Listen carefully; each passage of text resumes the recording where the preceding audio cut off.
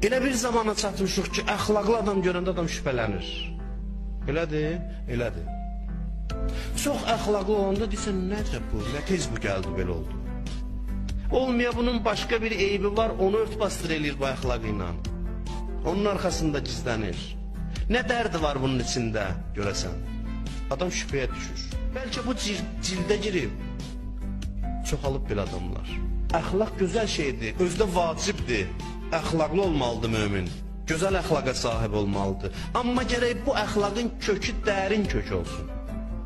Dərin kökdən qaynaqlanan əxlaq olsun. Üzdən olan əxlaq. Mən demirəm, əxlaq olmalıdır. Hər əxlaqlı adam da azğın deyil, amma belələri çoxalıb, onu demək istəyirəm. Qiyamət hesabı var qarşıda. Qiyamətin haqq hesabı əməl əsasında deyil, qəlb əsasında bizə qiymət verəcəklər, yaddan çıxartmayın.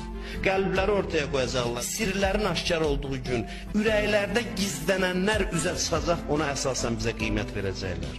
Görək sənin əməllərin gizlətmək üçün bir hicab idi, özünü gizlədirdin cəmaata yaxşı göstərmək üçün. Yoxsa əməlin içindən qaynaqlanırdı, bax bu mühüm məsələ.